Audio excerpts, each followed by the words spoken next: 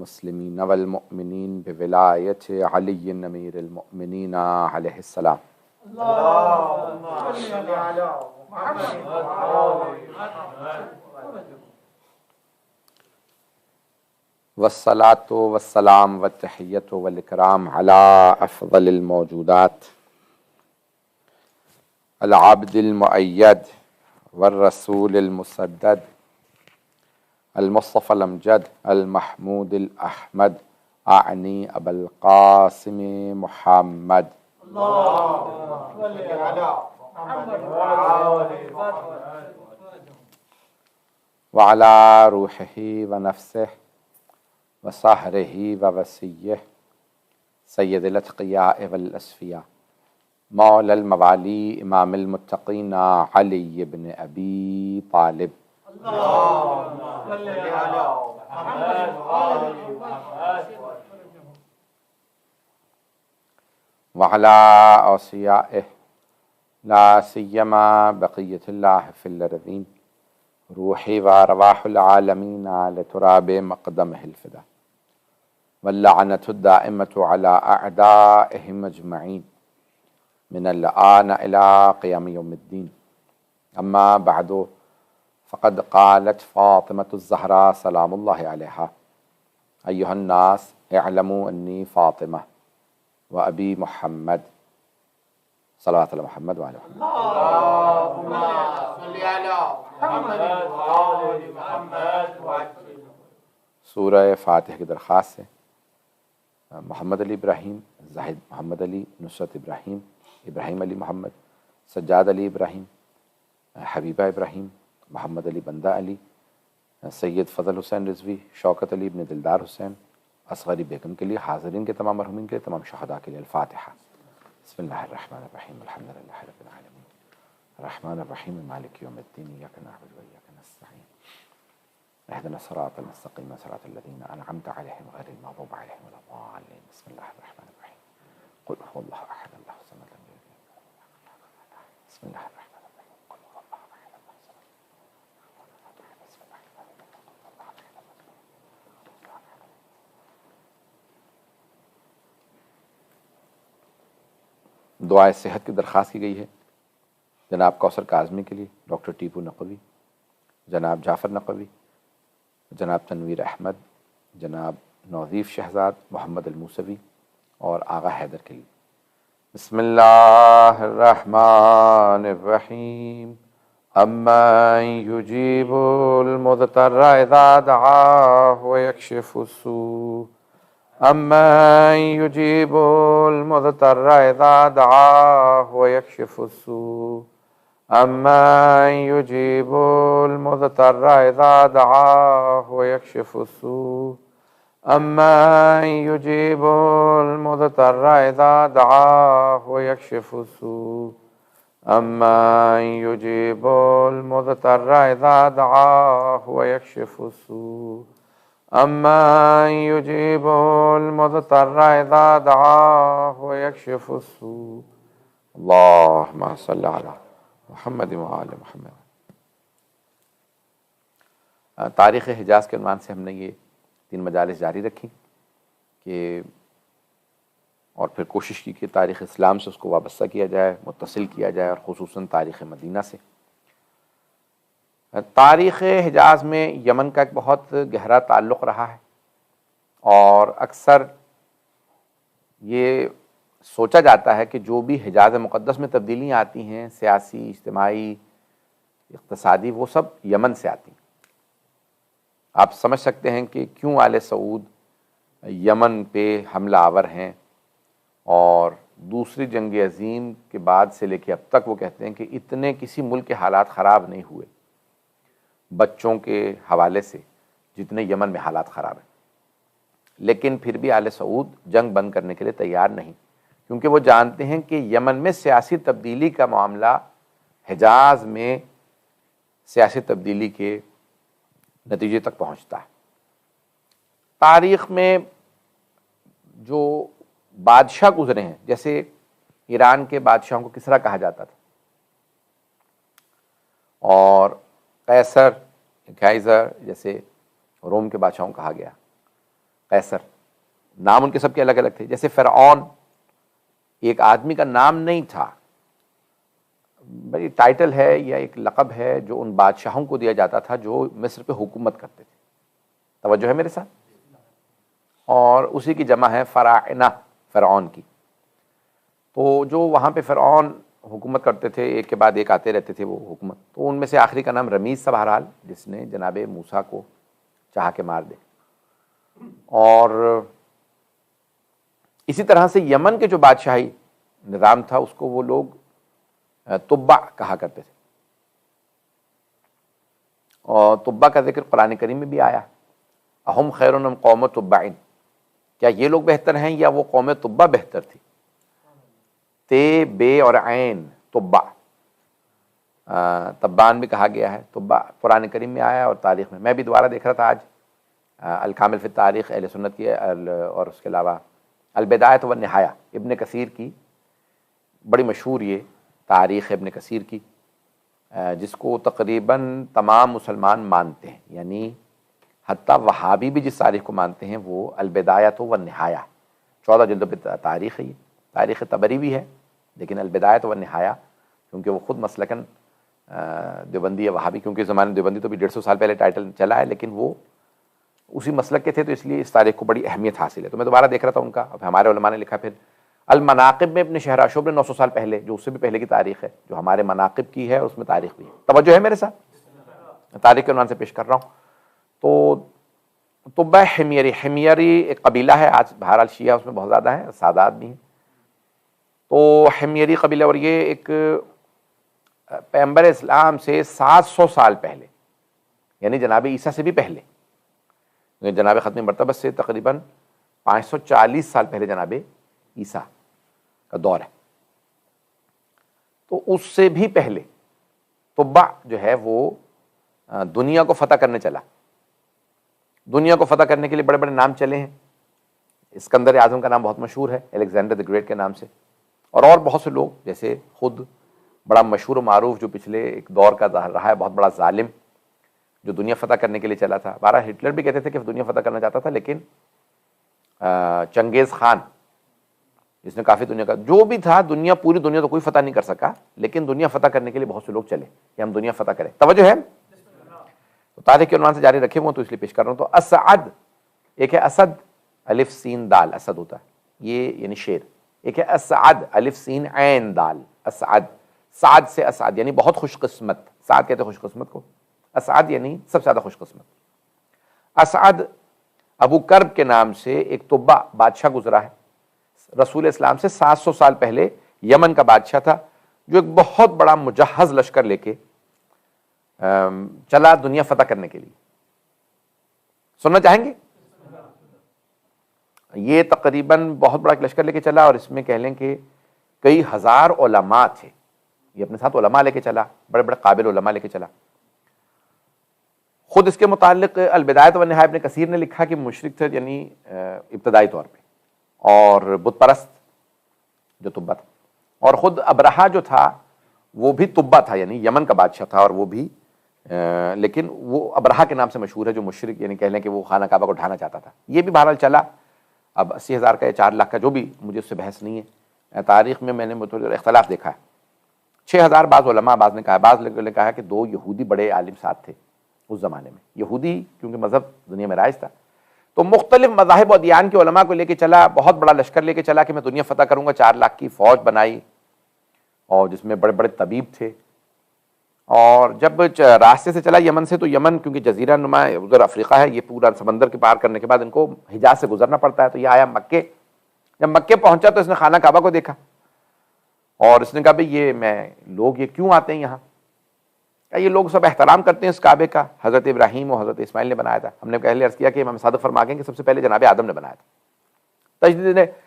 تجدید کی تھی جناب ابراہیم و اسماعیل علیہ السلام نے، لیکن انہی کو بانی کہا جاتا ہے. بہرحال تو کہا یہ ان کے جد، یہ جو عرب ہیں ان کے جد حضرت ابراہیم تھے، انہوں نے بنایا تھا، اور یہ لوگ اسی تعظیم کرتے ہیں. بہرحال مشرکین بھی آتے تھے، وہ اپنے بتوں کو لے آتے تھے اور طواف کرتے تھے بغیر لباس کے. تو بہرحال اس نے دیکھا کہ بھی اس طرح کا کعبہ میں وہاں بناؤں گا. پہلے اس کے ذہن میں آیا اس کو ڈھا دوں گا، اس کے ذہن میں خیال آیا، اس نے اس کا اظہار نہیں کیا. اور وہ بیمار ہو گیا بہت سخت طبہ. جب وہ بیمار ہو گیا تو اس کے طبیبوں کو بلایا گیا کہ بھی اس کا علاج کرو. ایک طبیب نے آ کے کہا کہ بھی اس کا علاج, دوسرے نے یہ وہ کرتے کرتے ان میں سے ایک طبیب نے کہا حضور لگتا ہے کہ آپ نے کچھ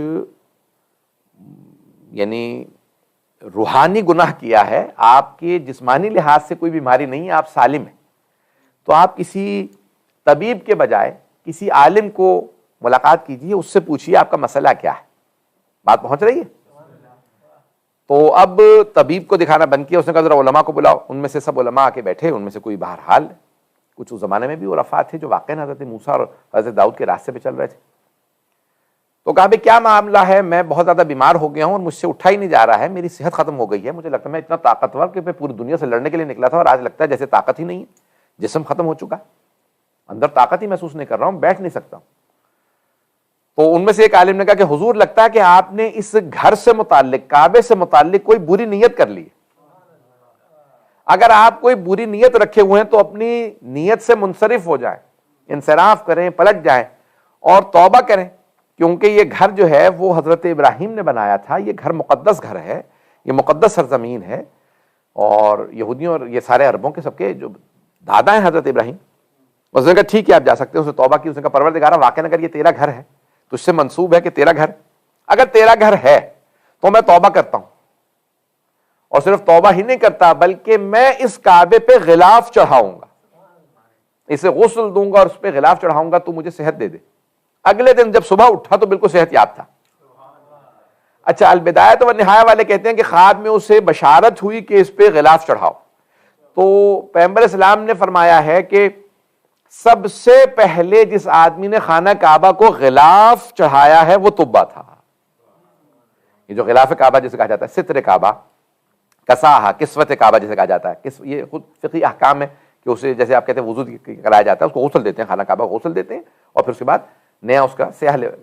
تو سب سے پہلے اس طبہ نے اسے غلاف چڑھایا, ایک کسوت کعبہ کا جو عمل تھا, غسل دیا, اور پھر اس نے خواب دیکھا بقول ابن کثیر کے, دوبارہ خواب دیکھا کہ نہیں اس سے بہتر کرو, اس سے بہتر کرو, کرتے کرتے اس نے تیسری دفعہ میں بہت خوبصورت غلاف جس کے اوپر سونے کی تاروں سے کام ہوا تھا, وہاں پہ کچھ برتن رکھے, اور اس نے وہ سب سے پہلے اہتمام کیا, اور وہ سارا کا سارا اہتمام طبہ.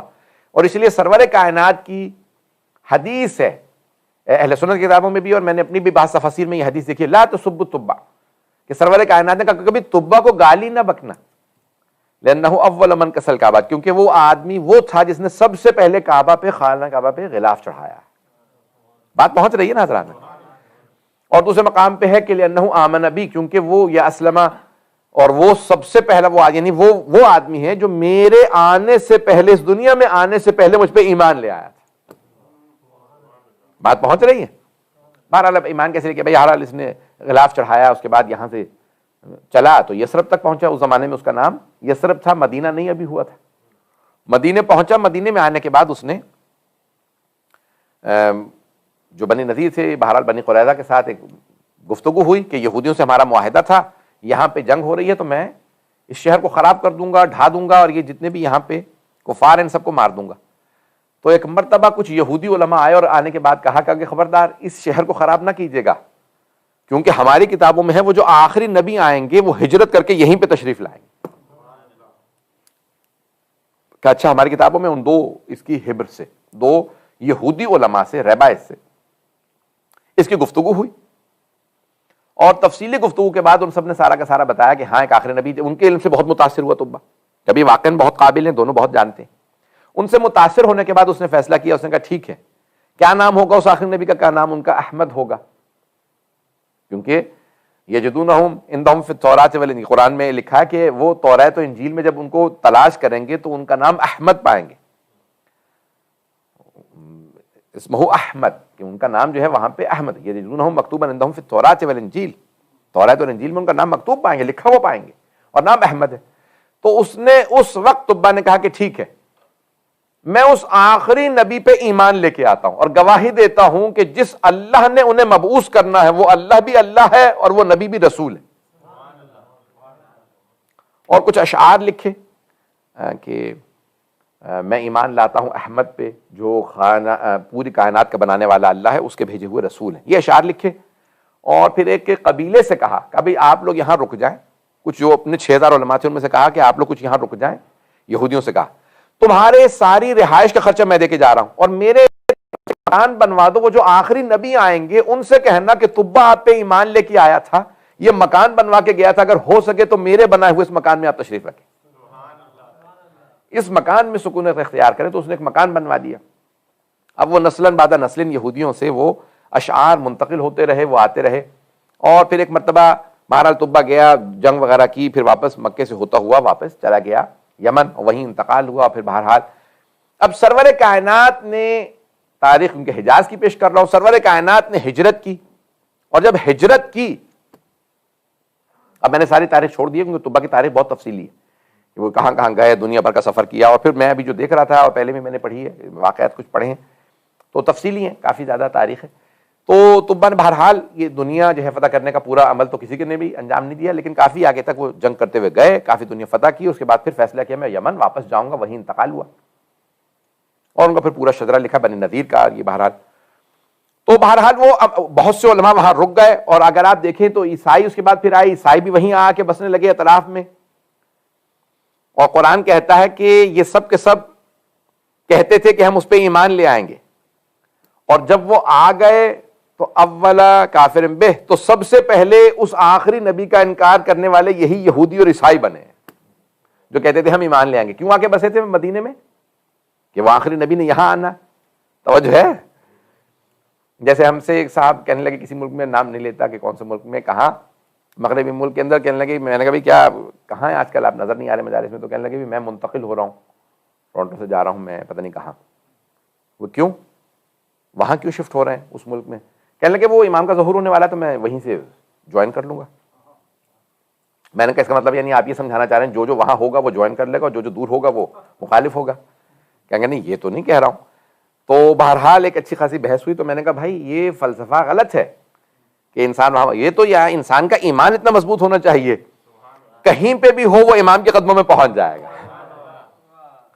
اور کئی ایسے بھی ہوں گے جو قریب میں بیٹھے ہوئے ہوں گے ایمان نہیں لے کے آئیں گے۔ مکے میں بہت سے بیٹھے ہوئے رسول خدا کو دیکھتے بھی رہے، ایمان نہیں لائے۔ مدینے میں یہودی عیسائی منتقل اس لیے ہوئے تھے کہ ہم آخری نبی پہ ایمان لے آئیں گے، اور جب آ گئے تو سب سے زیادہ جنگیں انہوں نے کی رسول خدا کے خلاف، یہودیوں نے سب سے زیادہ جنگیں کی، کہ نہیں ہم نہیں مانتے آپ کو۔ تو بہرحال تاریخ اگر کہیں گے تو میں جاری رکھوں۔ لیکن گرامی اب سرور کائنات جو ہے مکے میں تشریف لے آئے، مکے سے بہرحال سب خلاصہ کر آ کے میں پیش کر رہا ہوں۔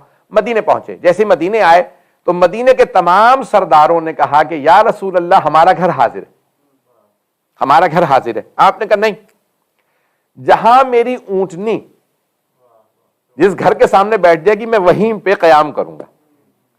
ذہن میں ہے نا، دینیات میں پڑھ رکھا ہوگا، یہ تو پاکستان کی دینیات میں موجود بھی ہے، تیسری کلاس کی جو ہے وہ دینیات کے اندر لکھا ہوا۔ تو اب وہ ایک مرتبہ سرور کائنات کی اونٹنی حضرت ابو ایوب انصاری رضی اللہ عنہ ان کے گھر کے سامنے آ کے بیٹھ گئے۔ 2 منزلہ گھر وہاں پہ بنا ہوا تھا، ایک جناب سرور کائنات نے کہا میں یہیں رکوں گا۔ کہا بھئی یا رسول اللہ اتنے اتنے امیر، بڑے بڑے رؤساء کے، بڑے بڑے جو یہاں پہ سردار ہیں ان کے گھر حاضر تھے، اچھے اچھے گھر حاضر تھے، یہ چھوٹا سا ایک گھر ہے اور بہت قدیمی ہے، کئی سو سال پہلے کوئی بنا گیا تھا، آپ یہاں رکیں گے؟ کہا ہاں یہیں رکوں گا۔ تو فوراً حضرت ابو ایوب انصاری آئے، اور آنے کے بعد کہا یا رسول اللہ ہمارے اجداد ہمیں خط دے گئے ہیں کہ کوئی آدمی تھا طبہ نامی بادشاہ، وہ ایک خط دے گیا تھا یہ مکان بنوانے کے بعد کہ ایک آخری نبی آئیں گے، جب وہ مدینے آئیں تو کہنا کہ میں ان پہ ایمان لا چکا تھا اور یہ مکان ان کے لیے بنوا کے چھوڑے جا رہا ہوں، اگر وہ مدینے تشریف لائیں، جب وہ مدینے تشریف لائیں تو ان سے کہیے گا اس مکان میں قیام پذیر ہوں، اور یہ ان کے لیے ہماری طرف سے کہا کہ کچھ اشعار ہیں۔ صلوات پر محمد و آل محمد، اللہم صلی علی محمد و آل۔ اور فرمایا سے جانے کی رامی کہ وہ آپ پہ ایمان لائے تھے، کچھ اشعار دے گئے تھے، رسول خدا نے اشعار پڑھے اور کہا کہ ہاں میں گواہی دیتا ہوں طبہ مجھ پہ ایمان لے کے آیا تھا۔ یہ علامہ طباطبائی نے بھی اس طرح کے جملے وہاں پہ درج فرمائے ہیں تفسیر میں، جب قوم طبہ کا ذکر آیا۔ تو ایک مرتبہ جو ہے یہاں پہ حضرت ابو ایوب انصاری گھر پہ رکے، وہ جناب سرور کائنات وہاں اس لیے رکے کیونکہ طبہ نامی اسعد ابو کرب حمیری وہاں رسالت مآب کے لیے گھر بنا گئے تھے۔ اگر کوئی 700 سال پہلے بھی ایمان لے آئے تو رسول خدا اس کی شفاعت کی ضمانت دیتے ہیں کیونکہ ان اشعار کی اختتام پہ خط تھا جس میں یہ لکھا تھا یا رسول اللہ اگر میں زندہ رہا تو وعدہ کر کے جاتا ہوں جہاں پہ آپ قیام کریں گے میں آپ کے دفاع کے لیے پہنچ جاؤں گا، لیکن اگر میں نہ رہا تو میں آپ سے صرف اتنی درخواست کرتا ہوں کہ میرے مرنے کے بعد میری شفاعت کر دیجیے گا۔ تو رسول خدا نے کہا کہ ہاں میں اس طبہ کی شفاعت کروں گا۔ المناقب میں لکھا ہے سرور کائنات نے فرمایا کہ میں شفاعت کروں گا۔ عزیزان گرامی یہ سرور کائنات کا وعدہ ہے کہ میں شفاعت کروں گا، جو مجھ پہ پہلے بھی ایمان لے آیا ہو، جو مجھ پہ پہلے بھی ایمان لے آیا ہو، میرے بعد بھی ایمان لے کے آئے، میں اس کی شفاعت کروں گا اگر مجھ پہ ایمان رکھتا ہوگا۔ سرور کائنات نے وہی قیام کیا۔ وہ تمام علماء جن کو بتایا کہ بھئی یہ وہی نبی ہیں تو کہا کہ نہیں ہے، بہت سے ایمان لائے، بہت سے ایمان نہیں لائے، بہت سے اکثر قبیلے مسلمان ہو گئے، ایسا بھی نہیں تھا کہ مسلمان نہیں ہوئے، بہت سے مسلمان ہو گئے۔ حضرت ابو ایوب انصاری اور دیگر جو علماء بہت سے وہاں پہ موجود تھے سب ایمان لے آئے۔ تو عزیزان گرامی یہ مدینے کی تاریخ ہے۔ سرور کائنات نے وہیں پہ اسی مکان میں قیام کیا، بعد میں پھر مسجد نبوی کی تعمیر کی، اور یہ جو تعمیرات کا کام ہے سرور کائنات نے اس پیارے انداز سے کیا ہے کہ اس کی سادگی کو باقی رکھا، اس میں روحانیت کے اوپر زیادہ توجہ دی ہے۔ اور یعنی بہرحال جو ہم بنائیں، کوئی بھی چیز بنائیں وہ اچھی بنائیں، لیکن اس کے اندر روحانیت کا ضرور عنصر ہونا چاہیے۔ اس میں روحانیت کا عنصر بہت ضروری ہے کہ جہاں آپ جائیں اور آپ کو روحانیت محسوس ہو۔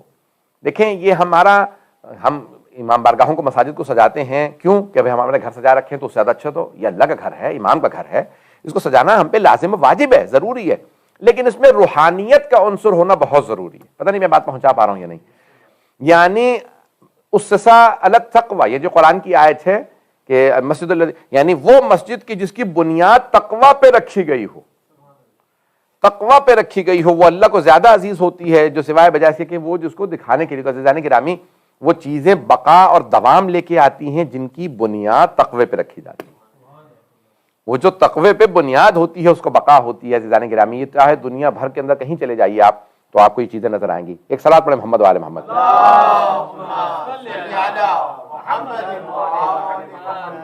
وعجل فرجہ۔ بس میں دو پہلوؤں کو پیش کروں گا جناب سیدہ کی زندگی سے، اور پھر انشاءاللہ کہ سرور کائنات جب تشریف لے آئے ہیں مدینے، جب آ رہے تھے تو اس وقت جناب امیر المؤمنین سے فرما کے آئے کہ یا علی دو کام آپ کی ذمہ داری پہ چھوڑ کے جا رہا ہوں۔ تاریخ کو سننا چاہیں گے اگر سب کے ذہن ہیں تو میرے اور توجہ بھی ہے۔ عزیزان گرامی دو کام جناب امیر کے سپرد کیے کہ یا علی ایک تو امانات آپ لوٹا دیجیے گا، کیونکہ میرے پاس مکے کا کوئی ایسا گھر نہیں کہ جس کی امانت نہ ہو۔ مشرکین رسول خدا پہ ایمان نہیں رکھتے تھے لیکن صادق و امین مانتے تھے، اور سرور کائنات یہی کہتے تھے بھئی اگر میں کہوں کہ اس پہاڑ کے پیچھے دشمن کی فوج ہے کوہ ابو قبیس تو کیا کہو گے؟ کہ ہم مان لیں گے۔ کیوں؟ کیونکہ آپ سچے ہیں۔ اور اگر تم جاؤ جا کے دیکھو وہاں پہ فوج نہ ہو تو ہم کہیں گے ہماری آنکھوں کو دھوکہ ہو رہا ہے، آپ جھوٹ نہیں کہہ سکتے۔ صلوات پر محمد و آل محمد۔ اللہم صلی علی محمد۔ یہ جناب رسالت میں آپ کا پہلا خطبہ ہے کہ کوہ ابو قبیس پہ آپ نے فرمایا کہ اگر میں یہ کہوں تو کہا ہم مان لیں گے۔ کہا اب میں کہتا ہوں قولوا لا الہ الا اللہ تفلحوا، کہو کوئی معبود نہیں سوائے اللہ کے اور تم فلاح پا جاؤ گے، اور وہیں پہ سب مخالف ہو گئے۔ بھائی آپ کیا ہیں؟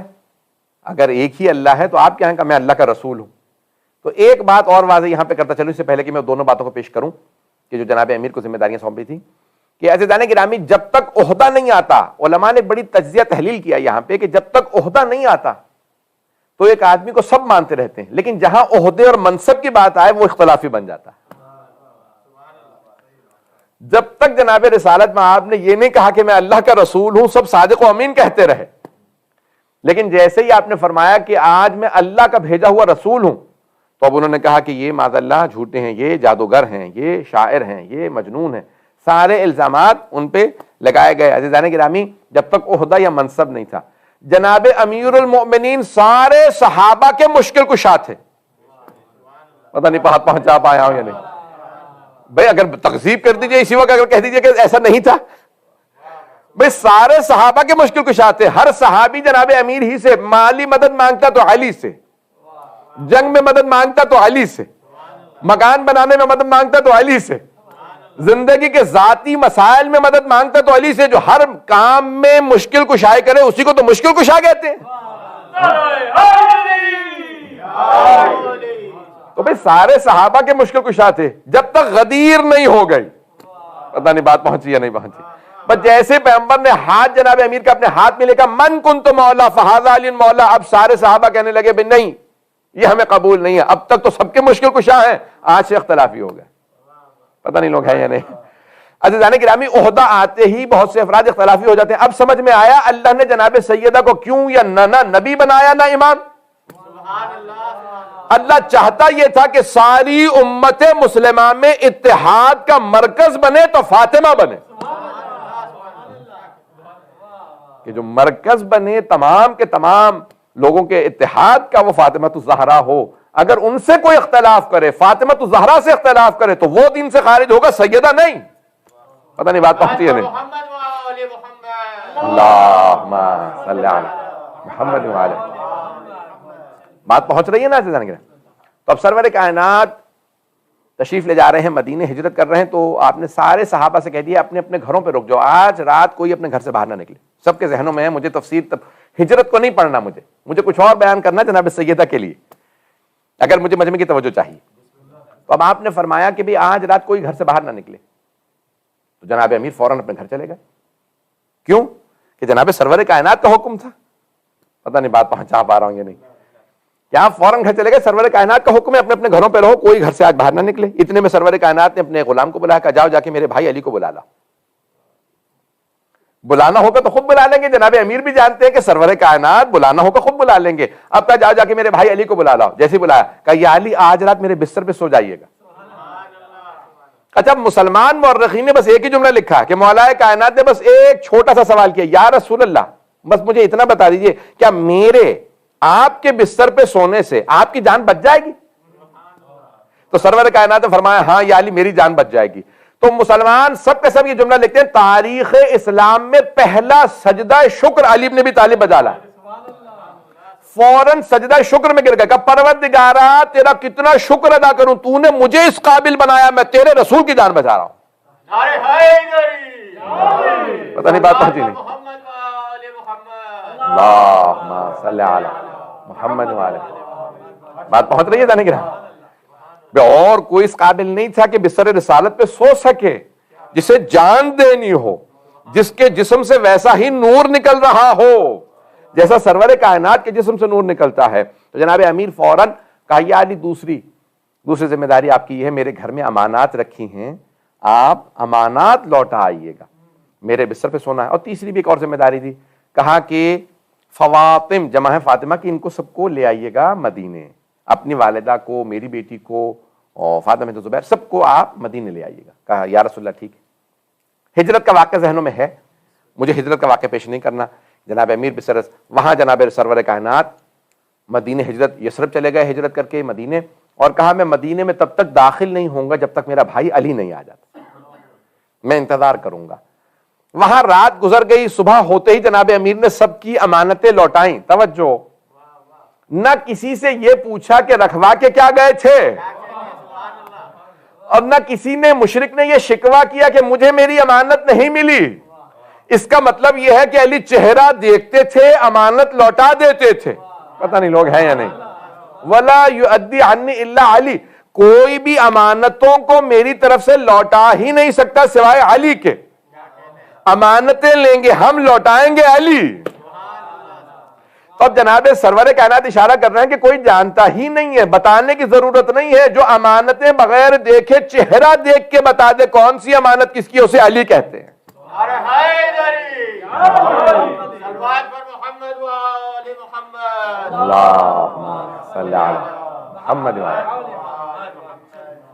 تو عزیزان گرامی, جناب امیر المؤمنین ایک مرتبہ ساری امانتیں لوٹا کے آئے, اور آنے کے بعد فواطم سے اپنی والدہ سے کہا, سب سے بیویوں سے کہا کہ بھئی میں نے حبیب خدا سے وعدہ کیا تھا کہ سب کو مدینے پہنچاؤں گا, چلیے میرے ساتھ.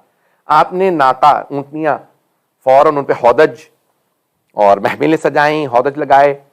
ہودج جو لکڑی کا اس پہ رکھا جاتا ہے پالان, اور اسے ہودج کہا جاتا ہے, اس پہ باقاعدہ محملیں سجا دیں کہ بھئی یہ خواتین کا مستورات کا معاملہ ہے, ان کا سفر آسان ہو, پردے کا اہتمام رہے. سب کے لیے محملیں سجائیں. کہا کہ بھئی آپ سب لوگ سوار ہو جائیں اور قافلہ میرے ساتھ چلے گا. اب سارے مشرکین جمع ہوئے, کہہ رہے محمد تو چلے گئے مدینے, یثرب چلے گئے. توجہ, کہ محمد صلی اللہ علیہ وسلم تو چلے گئے لیکن ان کی بیٹی مکے میں رہ گئی ہیں، کیوں نہ ہم سب مل کے ان کی بیٹی کو اسیر بنا لیں؟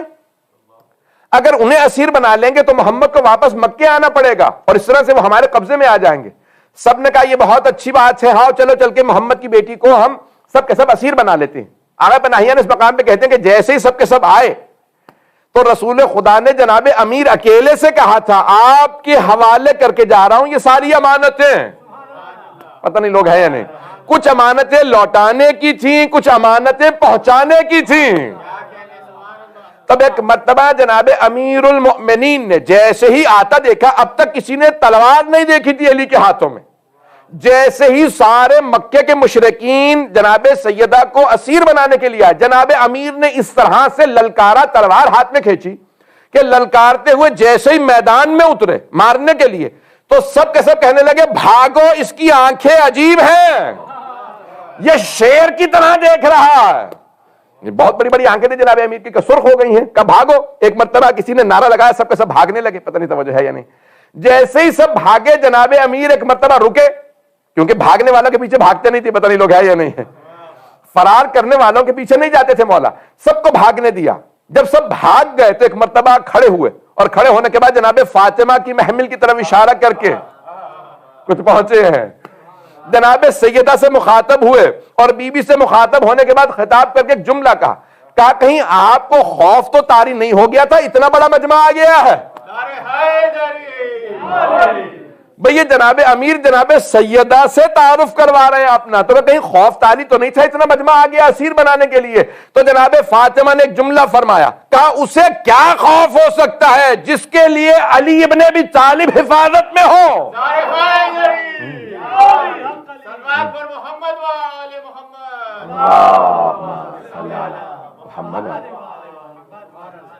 جس کی حفاظت کے لیے علی ابن ابی طالب موجود ہوں اسے کون سا خوف طاری ہو سکتا ہے؟ تو اب جناب امیر نے اس مقام پہ علماء عجیب و غریب ایک جملہ نقل فرماتے ہیں، کہتے ہیں پھر جناب امیر وہ جو اونٹ سے، آپ جانتے ہیں نا کہ اونٹوں کی جو مہار باندھی جاتی ہے تو قطار میں چلتے رہتے ہیں، ایسا ہے یا نہیں؟ لیکن علماء فرماتے ہیں کہ اب جناب امیر اونٹ پہ سوار نہیں ہوئے، پورے راستے جناب سیدہ کی اونٹنی کی مہار کو تھامے رکھا کہ سرور کائنات سے وعدہ کر کے آیا تھا، اب میں فوراً جناب سرور کائنات جب تک پہنچ نہ جاؤں اب میں اونٹ پہ سوار نہیں ہوں گا۔ تو جناب امیر مکے سے پیدل پا پیادہ مدینے آئے، جیسے ہی مدینے پہنچے تو آپ کے ہاتھ میں مہار تھی، جیسے ہی مدینے پہنچے سرور کائنات استقبال کے لیے سامنے سے آ گئے۔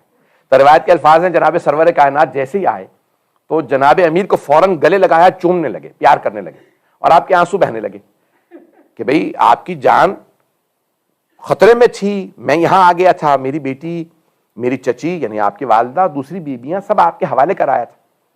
تو جناب امیر نے ایک مرتبہ جناب سرور کائنات کو روکا نہیں کہ پیار کر رہے ہیں، جب مکمل پیغمبر اسلام نے چوما، پیار کیا، گلے لگایا تو اس کے بعد ایک مرتبہ فوراً ایک جملہ کا، مورخین کہتے ہیں جناب امیر نے جناب سیدہ کی اونٹنی کی مہار سرور کائنات کے ہاتھ میں دی اور کہا یا رسول اللہ آپ سے وعدہ کر کے آیا تھا، آپ سے وعدہ کر کے رہا تھا میں مکے میں کہ آپ کی امانت آپ تک پہنچا دوں گا، یا رسول اللہ آپ کی بیٹی آپ کی امانت، میں نے آپ کی امانت آپ تک پہنچا دی، میرا آپ سے وعدہ ہے میں نے سیدہ پہ خراش بھی نہیں آنے دی ہے، کوئی ظلم نہیں ہونے دیا، کسی کا ہاتھ نہیں اٹھنے دیا، میرا آپ سے وعدہ تھا، میں نے سیدہ کو آپ تک پہنچا دیا ہے، یا رسول اللہ سیدہ پہ آنچ بھی نہیں آئی ہے، میں نے سیدہ کو آپ تک پہنچا دیا ہے۔ بس یہ جناب امیر نے جملہ کہا، سرور کائنات کے آنسو جاری ہو گئے، بہت روئے، اپنی بیٹی کو بہت پیار کیا، کہا اب میں مدینہ سکون سے جاؤں گا، آپ نے ماحول بنا دیا، پیش کروں جملے۔ آج جناب امیر نے ایک مرتبہ کہا یا رسول اللہ آپ کی امانت لوٹا رہا ہوں، آپ کی امانت کو ویسا لوٹا رہا ہوں، سیدہ پہ کوئی آنچ بھی نہیں آئی ہے۔ لیکن جب جناب امیر قبر مطہر پہ آئے، جناب سیدہ کا جسد مطہر اٹھایا تو رو کے کہنے لگے، اب دوبارہ وہی جملہ دہرایا کہ یا رسول اللہ آپ کی امانت لوٹا رہا ہوں، لیکن اب یہ نہیں کہا کہ امانت کو آنچ نہیں آئی، پھر رو کے کہا یا رسول اللہ باقی حالات فاطمہ خود آپ کو بتا دیں گی۔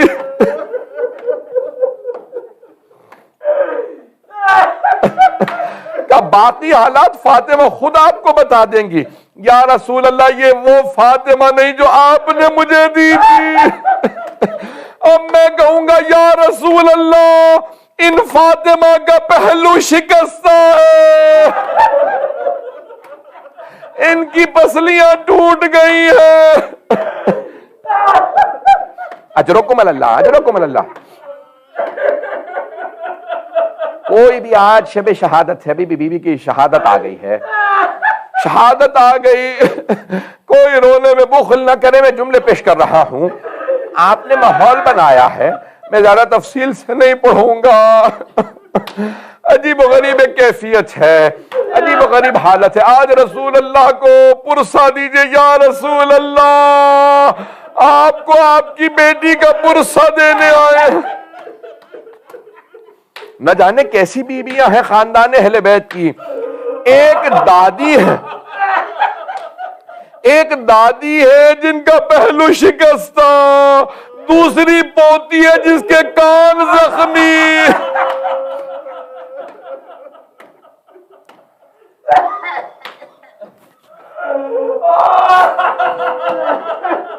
اجرکم اللہ, اجرکم اللہ. بس بھئی آج سن لیجئے چند جملے مصائب کے. جناب سیدہ جب ایک مرتبہ لوگ گھر پہ آئے نا, تو میں تھوڑا سا نقشہ کھینچوں گا, بہت معذرت کے ساتھ تھوڑا سا نقشہ بیان کروں گا آپ کی خدمت میں. جناب سیدہ چکی پیس رہی تھی صحن میں. مولا حسن مجتبیٰ فرماتے میری ماں نے اچانک دیکھا دروازے پہ دستک ہوئی. پہلی مرتبہ جب لوگ آئے تھے تو جناب امیر نے جا کے کہہ دیا تھا واپس چلے جاؤ, اب بیعت کا مطالبہ نہ کرنا, میں بیعت کے لیے نہیں آؤں گا. اب جناب امیر نے کہا میں قرآن جمع کر رہا ہوں, یہ شان نزول لکھ رہا ہوں, اس سے مجھے بحث نہیں. مولا حجرے میں موجود ہے, سامنے قرآن کریم ہے.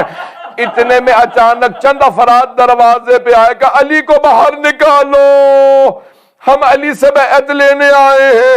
جناب امام حسن مجتبیٰ دیکھتے ہیں ماں فوراً ہاتھ میں برقع تھامتی ہے, بڑی تیزی سے برقع سنبھالا.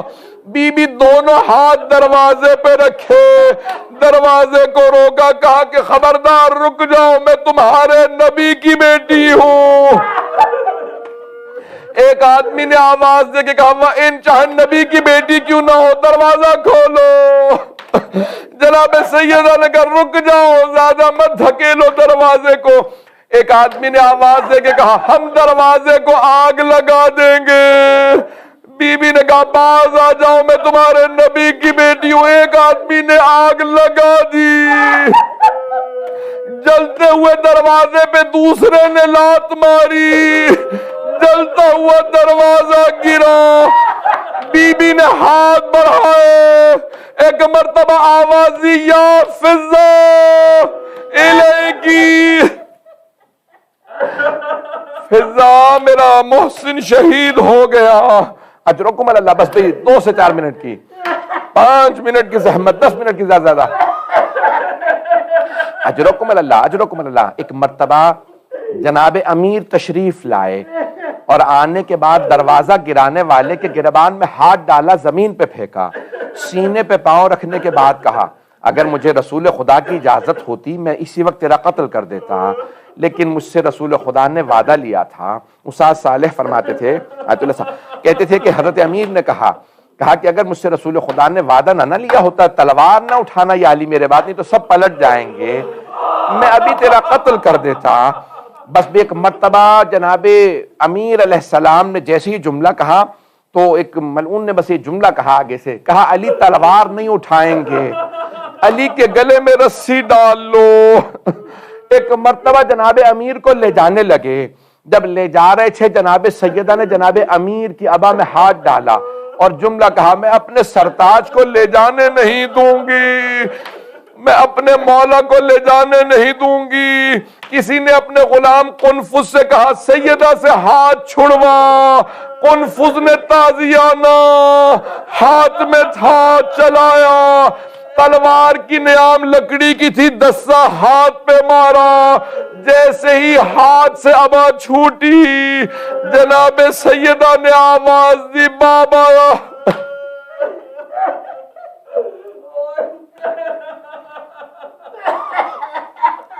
اجرکم اللہ، میں نے تمام کر دیا۔ بس بھی ایک مرتبہ کچھ افراد جناب امیر کو لے گئے، جناب سیدہ نے آواز دی، فضا ام ایمن میرے بابا کی ابا لا دو، میرے بابا کا ماما لا دو، میرے بابا کا اسا لا دو، میں اپنے بابا کے قبر مطہر پہ جاؤں گی۔ بی بی نے ہاتھ میں اسا لیا، ردا کو سر پہ رکھا، امامہ کھولا۔ ایک مرتبہ آئی حرم میں رسول خدا کے، روضہ رسول پہ آنے کے بعد کہا بابا میرا حق چھن گیا، میں نے آپ سے شکوہ نہیں کیا۔ بابا علی کا حق چھنا، میں نے شکوہ نہیں کیا۔ بابا حسنین علی کے ہوتے ہوئے گھر میں یتیموں کی طرح کھانا کھاتے ہیں، لیکن میں نے شکوہ نہیں کیا۔ لیکن بابا آج میں شکوہ کرنے آئی ہوں۔ بابا آج میری آنکھوں کے سامنے میرے سرتاج کو لے گئے۔ اجرکم اللہ۔ بس بھی ایک مرتبہ جناب امیر نے دیکھا، نہ جانے کیا دیکھا، ایک مرتبہ کا سلمان فوراً روضہ رسول پہ جاؤ اور سیدہ سے کہو بد دعا نہ کریں، بد دعا نہ کریں۔ کہا مولا کیسے معلوم سیدہ بد دعا کرنے والی ہیں؟ کہا سلمان مسجد نبوی کی دیواریں اٹھتی نہیں دیکھ رہے۔ جناب سلمان تشریف لائے، ایک مرتبہ آنے کے بعد کہا بی بی مولا فرماتے ہیں کہ میرے حق کا واسطہ بد دعا نہ کیجئے گا۔ بی بی نے فرمایا بابا علی کی خاطر بد دعا کرنے آئی تھی، علی کی خاطر بغیر بد دعا کیے واپس جا رہی ہوں۔ اجرکم اللہ۔ بس بھئی 3 ہستیوں نے ناقہ صالح کا حوالہ دیا۔ میں سارے مصائب نہیں پڑھ پاؤں گا، میں تو سوچ کے آیا تھا بہت لمبے مصائب پڑھوں گا، نہیں پڑھ رہا، بس میں مختصر کر رہا ہوں۔ 3 لوگوں نے ناقہ صالح کا حوالہ دیا، حضرت صالح کی اونٹنی کا حوالہ دیا۔ پہلی جناب فاطمہ الزہرا، بی بی نے کہا مسلمانوں حضرت صالح کی جو اونٹنی کو مارا تھا نا، تو اس اونٹنی کے بچے نے فصیل نے پہاڑ پہ جا کے بد دعا کر دی تھی، اللہ نے اس امت پہ عذاب نازل کر دیا تھا۔ کیا تمہارے نزدیک میرا مقام اس اونٹنی کے بچے سے بھی کمتر ہے؟ کیوں میری بد دعا سے نہیں ڈرتے؟ دوسری جناب سکینہ ہیں جنہوں نے یہی حوالہ دیا، اور تیسرے امام محمد تقی علیہ السلام ہے۔ بس بھی میں نے تمام کیا۔ تاریخ میں چند ہستیاں ہیں جو غسل چھوڑ کے رونے لگے، غسل دیتے دیتے رونے لگے۔ پہلے مولا کائنات، ایک مرتبہ کا سیدہ ہاتھ ہٹائیے، آپ جانتی ہیں پورے بدن پہ پانی ڈالنا واجب ہے، ہاتھ کا ہٹنا تھا۔ مولا بلند آواز سے رونے لگے یا زہرا یا زہرا۔ جناب فضا نے سوال کیا مولا کبھی شیر بھی اتنی بلند آواز سے روتے ہیں؟ کہا فضا فاطمہ نے مجھ سے چھپایا، فاطمہ کی پسلیاں ٹوٹ گئی تھیں۔ اجرکم اللہ۔ جانتے ہیں دوسری 2 ہستیاں کون ہیں جو غسل چھوڑ کے رونے لگے؟ ایک جناب زینب کبریٰ کا سید سجاد میں سکینہ کا کرتا اتار دوں یا رہنے دوں؟ مولا نے کہا پھپھی اماں کرتا رہنے دیجئے، میری بہن کے جسم پہ بہت زخم ہے۔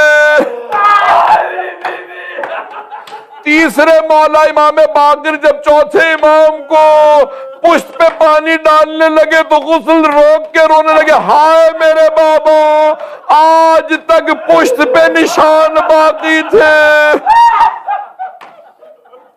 الا لعنت اللہ علی القوم الظالمین وسيعلم الذين ظلموا أي منقلب ينقلبون۔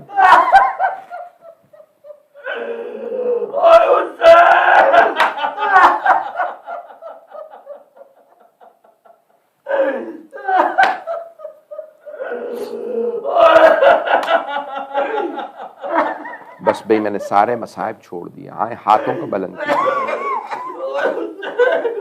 پروردگارا پروردگارا واسطہ اس لحظے کا جب جناب امیر نے ہاتھوں پہ جنازہ اٹھایا اور کہا یا رسول اللہ اپنی امانت واپس لے لیجئے۔ قبر مطہر سے تو ہاتھ بلند ہوئے، میری امانت لوٹا دیجئے۔ پروردگارا رسول خدا کے ان دو ہاتھوں کا واسطہ ہمیں جناب سیدہ کے جنت البقیع کے مزار کو دوبارہ تعمیر ہوتا دیکھنا نصیب فرما، دشمنان اہل بیت کو نیست و نابود فرما، طالبان کو آل سعود کو غارت فرما۔ پروردگارہ ہمارے مقامات مقدسہ کی حفاظت فرما۔ ہاتھوں کو بلند کیجیے، ایک دعا کرنا چاہتا ہوں۔ میں دیکھ رہا ہوں سب آنکھوں میں آنسو ہیں، ایک سوال کروں آپ لوگوں سے، آپ سب لوگوں نے مصائب سنے ہیں نا، دیکھا تو کچھ نہیں ہے۔ رسول خدا جناب امیر کے جو چچا تھے نا حضرت عباس، انہوں نے سوال کیا جناب امیر سے، یا علی سب کے وظیفے بند ہو گئے، قنفذ کا وظیفہ کیوں جاری ہے؟ تو جناب امیر نے کہا چچا جان کیونکہ قنفذ نے سیدہ کو تازیانہ مارا تھا، اس لیے اس کا وظیفہ ابھی بھی جاری ہے۔ پروردگارا تجھے واسطہ ہے جناب سیدہ کے مصائب کا، ہمیں امام زمانہ کا ظہور دیکھنا نصیب فرما۔ پروردگارا دنیا سے کرونا وائرس کا خاتمہ فرما۔ پروردگارا ہمارے تمام جو مومنین مریض ہیں، کسی بھی بیماری میں مبتلا ہوں، سب کو شفائے کاملہ عاجلہ عنایت فرما۔ یہ تمام جو فہرست میرے پاس ہے پروردگارا سب کو شفائے کاملہ عاجلہ عنایت فرما۔ اپنے اپنے مریضوں کو ذہن میں لے کے آئیے گا۔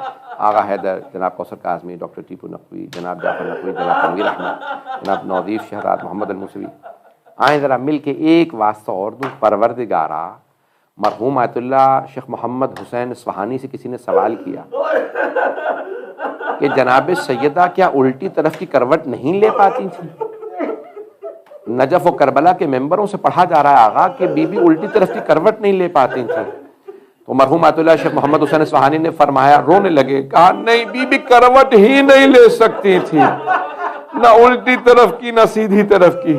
مولا سے کہتی تھی یا علی مجھے سہارا دے کے بٹھا دے۔